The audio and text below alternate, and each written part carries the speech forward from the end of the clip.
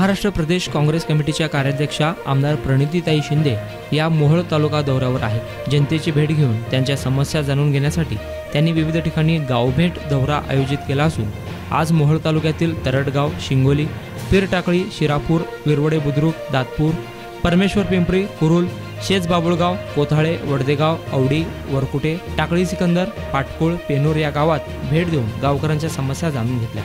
यावेळी गावकऱ्यांशी संवाद साधताना 10 वर्षात भाजपच्या दोन्ही खासदारांनी सोलापूरमध्ये काम केले नाही, ते निष्क्रिय राहिले, जनतेचे प्रश्न मांडणारे कोणीही राहिले नाही। त्यामुळे लोकसभा निवडणुकीत आपला आवाज बुलंद करण्यासाठी काँग्रेसला मतदान करावे अशी विनंती आमदार प्रणिती शिंदे यांनी केली आहे। 10 वर्ष आपण भाजपला सहन केलं, सहनशक्ती खूप आहे देशाच्या लोकांची। किंवा भाजपसारख्या खोटारड्या आणि विश्वासघात करणाऱ्या लोकांना आपण सहन केलं। सोलापूर जिल्ह्यामध्ये सगळे आमदार आणि सगळे खासदार हे भाजपचे, बरोबर। मग जेव्हा आपली बाजू मांडायची वेळ येते, लोकांची बाजू मांडायची वेळ येते किंवा सरकारच्या विरोधात जेव्हा बोलायची वेळ येते, तेव्हा तिथे कोणीच बोलत नाही, एकटी मी सोडून। खासदार पण बोलत नाही वरती संसदेत, आणि इकडचे जिल्हा बघितला तर 10 आमदार, कोणीही बोलत नाही।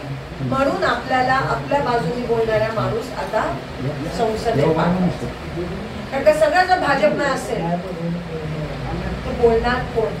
आणि भाजप हे आपल्या बाजूने, तुमच्या बाजूने कधीच बोलत नाही। ते शेतकऱ्यांच्या विरोधी आहे, आरक्षणाच्या विरोधात आहे, महिलांच्या विरोधात आहे, ना रोजगार देते, ना महागाई कमी करते, ना 15 लाख समाज आहे। तर मागच्या 10 वर्षात भाजपने काय केलं?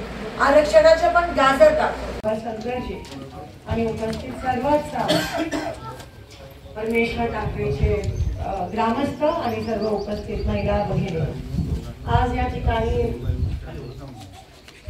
निवडणुकीच्या पार्श्वभूमीवर मी आले, पण फक्त मतं मागायला किंवा फक्त तुम्हाला सांगायला की इथे माझ्या पाठीशी ना त्यासाठी आली नाहीये, पण ह्या कारणासाठी आले आहे सांगायला की ही निवडणूक तुमच्या आयुष्यातली सर्वात महत्त्वाची निवडणूक ठरणार आहे। का?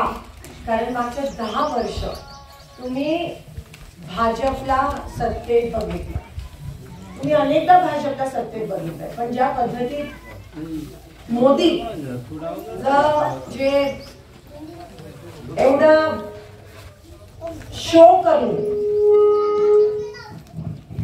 जेवढा शो करून सत्तेत आले आणि सांगितलं की आम्ही तुम्हाला 15 लाख देऊ, महागाई कमी करू, आवाज कमी करा, 15 लाख देऊ, महागाई कमी करू, रोजगार उपलब्ध करून देऊ। तुम्ही 10 वर्ष वाट बघितली, 10 वर्ष, पण 10 वर्षात काहीही साध्य होऊ शकलं नाही। त्यांचे 2 खासदार बदलले त्यांनी, कारण त्या एक खासदार त्यांचा अकार्यक्षम ठरला आणि म्हणून त्याला दुसरा खासदार द्यावा लागला। तरी या दोघांनी मिळून संसदेत कधी काही सोलापूरकरांच्या वतीने काही प्रश्न मांडला नाहीये। मी माझ्या मतदारसंघात 3दा निवडून आली आणि मी राजकारणात धर्म जातपात करत नाही, मी काम करते आणि कामावर माझ्या लोकांनी मला निवडून आणलं।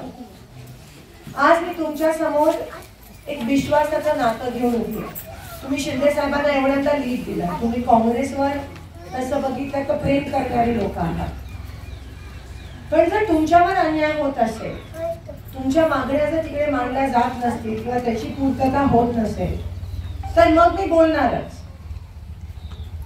हा मतदारसंघ जरी दुसऱ्या आमदाराचा असला, पण सोलापूरचे सगळे आमदार मी सोडून भाजपमध्ये, मी एकटी काँग्रेसची आमदार आहे। मग तुमच्या बाजूने बोलणार कोण? भाजपवाले तर बोलणार नाही, भाजपवाले तर बोलणार नाही, कारण ते घाबरतात। ते बोलले मोदींच्या विरोधात तर लगेच ईडी चालू होईल त्यांच्यावर, पण मला ईडीची काय भीती? आणि मी काँग्रेस माझ्या रक्तात आहे, मला ईडीची भीती नाही, कारण का माझ्याकडे कारखाने नाही आहेत, बँक नाही आणि सोसायटी नाही, म्हणून मला भीती नाही। म्हणून मी बोलणारच। भाजपच्या विरोधात बोलणं म्हणजे लोकांच्या बाजूने बोलणं, कारण का लोकांची कामच भाजप करत नाही। तुम्हाला एवढे आश्वासन दिलेले मागच्या 10 वर्षात, पण एकही आश्वासनाची पूर्तता झाली नाही। म्हणून मी विश्वासाचं नातं घेऊन आली की जेव्हा लोकांना वाऱ्यावर सोडण्यात येतं तेव्हा काँग्रेस तुमच्या सोबत खंबीरपणे उभा आहे. म्हणजे जरी 10 वर्ष आम्हाला साथ नव्हती तरी आम्ही आहोत तुमच्या सोबत. कारण का प्रत्येक गोष्टीत राजकारण नसतं, माणुसकीची पण नाती असतात आणि ती नाती घेऊनच तो विश्वास घेऊनच आज मी तुमच्या समोर आले आहे की ह्या वर्षी तो कायापालट झाला पाहिजे. आज विधानसभेत काँग्रेसच्या आमदारांशिवाय दुसरं कोण मानतंय वस्तुस्थिती? महाविकास आघाडीच्या आमदारांशिवाय दुसरं कोण मानतंय? तुमच्या खासदारांनी आजपर्यंत 10 वर्ष भाजपचा खासदार होता, ह्या 10 वर्षात, आणि त्याच्या आधी 15 वर्ष भाजपची सत्ता सोलापुरात होती. एकदा तरी प्रश्न मांडलाय का? एकदा तरी प्रश्न मांडलाय का लोकसभेमध्ये सोलापूर? ना सोलापुरात पाणी आलं, निवडून आल्यापासून इथनं आलंच नाही, असं तुम्ही बोलायला पाहिजे ना. मी आल्यामुळे संवाद तरी होतो. गावबंदी केल्याने काय साध्य होतं? गावबंदी केल्याने फायदा भाजपचा होतो, कारण का आपण मोदीचा पर्दाफाश करत नाही आहोत. जी खरी वस्तुस्थिती आहे ते कोणी मांडत नाहीये, म्हणून फायदा त्यांचा होईल. म्हणून हात जोडून विनंती करते, आपण सगळे एकाच बाजूला आहोत. सगळ्यांना आरक्षण पाहिजे. सगळ्यांना वाटतं की जी SIT चौकशी आहे ती रद्द झाली पाहिजे. सगळ्यांना वाटतं की न्याय मिळाला पाहिजे. आम्ही तुमच्या सोबत आहोत. आपण आरक्षणाच्या बाजूला आहोत. पण विरोध झाला तर फायदा ह्याचा भाजप घेणारे लक्षात घ्या. कारण का वस्तुस्थिती कोणी मांडत नाहीये, नाहीतर लोक त्या सगळं खोट्यामध्ये विश्वास ठेवते. आणि म्हणून मी तुम्हाला हात जोडून विनंती करते की ह्या वेळेस आपली संख्या लोकसभेत वाढली पाहिजे, काँग्रेसची संख्या लोकसभेत वाढली पाहिजे. आता तुम्हाला सगळ्यांना कळून चुकलं की किती त्रास झाला. परवा मी मंगळवेढ्यात होते. मंगळवेढ्यात दुष्काळग्रस्त गाव, इतकी वाईट परिस्थिती आहे, पाण्याचं नियोजन होत नाही, दुधाची दर मिळत नाही, जनावरांना छावणी मिळत नाही. आज रेशन दुकानामध्ये माल मिळत नाहीये. काँग्रेसच्या काळात सणासुदीची साखर पण मिळायची, आज सध्या तांदूळ आणि डाळ मिळत नाहीये त्या ठिकाणी. संजय गांधी निराधारचं पेन्शन योजना जी आहे, महिलांना फक्त 500 रुपये मिळतात आणि 1000 रुपये हे एजंटच्या खिशात. तुम्ही बघा, तुम्ही काढा, भाजपचे सगळे आमदार हे ठेकेदार आहेत. सगळे आमदार, एकूण एक आमदार ठेकेदार आहेत आणि त्यांचे खासदार पण तसेच आहेत. पण मला काही सत्तेशी घेणं देणं नाहीये. सत्ता मी बघितले, मी काय टक्केवारीचं राजकारण करत नाहीये. आज मी तुमच्या समोर उभी आहे कारण का सोलापूरचे प्रश्न कोणी मांडत नाहीये आणि ते मी मांडू शकते. मी मांडला विधानसभेत प्रश्न आणि आपण एवढी त्या ठिकाणी आक्रमकता दाखवली. आपला जेव्हा काँग्रेस पक्षाचा दौरा झाला मंगळवेढ्यात, तेव्हा 20 वर्षापासून प्रलंबित योजना, काल 24 गावांची सिंचन योजनेला मंजुरी मिळाली कॅबिनेटमध्ये. कारण का काँग्रेस पक्षाचा दौरा त्या 24 गावांमध्ये झाला, 35 गावांमध्ये झाला. मग हे दबाव तंत्र जर नसलं सत्ताधारी लोकांवर तर कामं कशी होतील? म्हणून दबाव तंत्र निर्माण झालं पाहिजे. आज तुम्हाला नोकऱ्या, 2 कोटी नोकऱ्या वर्षाला मिळणार होत्या रोजगार युवकांना, कुठे गेल्या नोकऱ्या? मला मागच्या 10 वर्षात एक तरी योजना सांगा जी मोदीजींनी तुमच्यासाठी केली. मी गप्पा बसली, खाली बसली. सांगा, एक तरी योजना आहे का दादा? एक पण. सगळं काही खासगीकरण.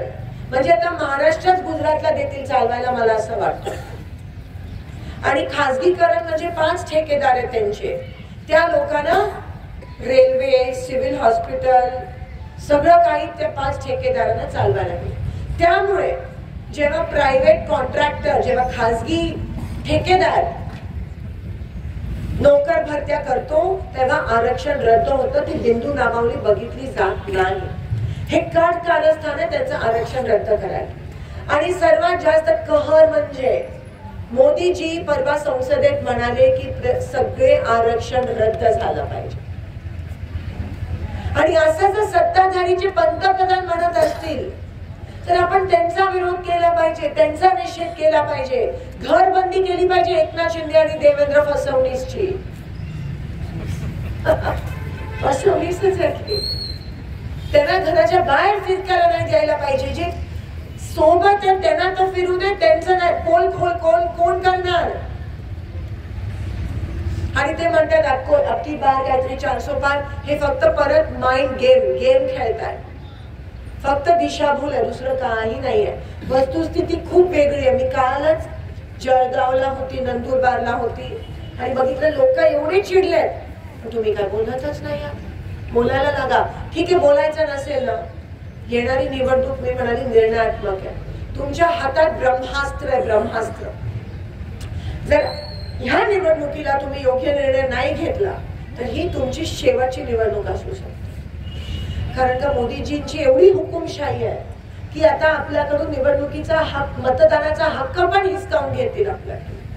मग काय करणार आपण? हळूहळू तसंच करतात. विरोधकांचा आवाज दाबतायत. तुम्हाला लगेच व्हॉट्सअपवर काही टाकलं, फेसबुकवर काय टाकलं तर ट्रोलिंग होतं. आणि आता मतदानाचा हक्क पण तुमच्याकडून हिसकावून घेतो. आणि मग आपण काय करणार? कोणाकडे जाणार?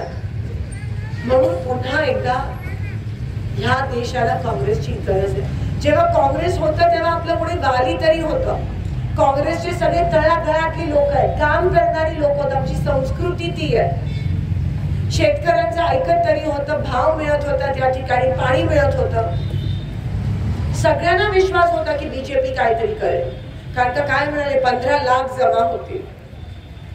ज्या शामधामने बीजेपी सत्तेत आलेली, म्हणजे पंतप्रधान पण त्यांचे, खासदार पण त्यांचे, आमदार पण त्यांचे, तरी तुमची एक पण काम होत कसं नाहीये.